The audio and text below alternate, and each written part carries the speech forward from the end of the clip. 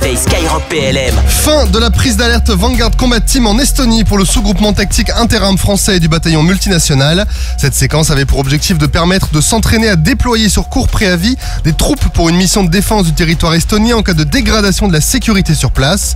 Pour valider cette prise d'alerte, un exercice de déploiement s'est déroulé permettant de tester à la fois la réactivité opérationnelle de l'unité et d'évaluer son aptitude à répondre rapidement à des scénarios de crise. Pendant 2 semaines, les militaires français se sont ainsi entraînés aux normes les plus élevées de préparation au combat de l'OTAN. Celle qu'on appelle aussi la prise d'alerte VCT marque une étape supplémentaire dans la préparation et la réactivité des troupes françaises au sein de la mission Lynx en Estonie, signe concret de l'engagement de la France pour la sécurité partagée entre alliés dans cette région du monde. Le patrouilleur outre-mer Auguste Benebig a participé à l'exercice franco-japonais Oguri-Verny avec la frégate Shimokita, un bâtiment amphibie de la marine japonaise au large des côtes de Nouvelle-Calédonie. Durant cet exercice, les 2 bâtiments ont conduit un entraînement à la mer comprenant de nombreuses manœuvres tactiques. Les 2 bâtiments ont pu juger de leur capacité à mener des actions communes et complémentaires en totale synergie, une coopération encore renforcée avec la participation de l'aéronef de reconnaissance de la flottille 25F basée en Nouvelle-Calédonie. Le bâtiment japonais a ensuite procédé à une escale dans le port de Nouméa. Le commandant supérieur des forces armées en Nouvelle-Calédonie en a profité pour accueillir le contre-amiral Kanesashi et le général de division Nashinoki au sein de son état-major interarmé pour permettre une meilleure compréhension des capacités de la France dans la région. Les 2 premiers avions légers de surveillance et de renseignement ou ALSR Vador ont officiellement rejoint la base aérienne 709 de Cognac-Château-Bernard. Ils rejoignent la 33e escadre de surveillance, de reconnaissance et d'attaque. Une centaine de personnes qui mettent en œuvre ces avions ont eux aussi rejoint la base aérienne charentaise cet été.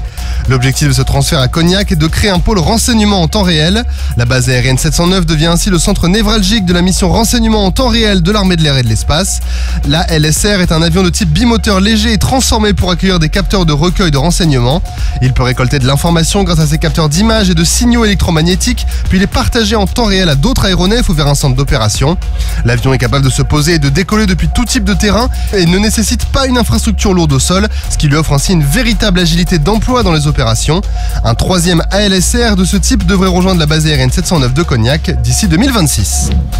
Et on termine avec du rugby. La France a facilement battu le Japon mercredi 59-3 lors de la 2e journée de la phase de poule du championnat du monde militaire de rugby qui se tient en Bretagne.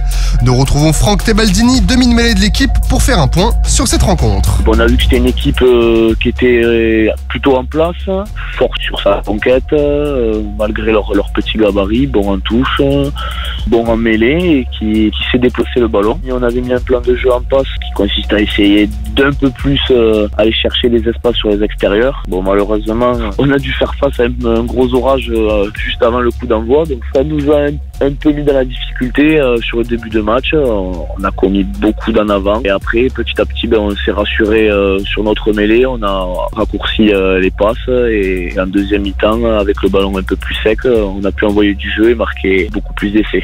Prochaine rencontre pour les Bleus dimanche face aux Pays-Bas pour valider la première place du groupe. Vous pouvez retrouver les places au tarif unique de 5 € sur le site billetterie.rcvan.bzh/fr. Sur terre, sur mer, comme dans les airs. Skyrock PLM, en équipe avec Uneo, la mutuelle des forces armées.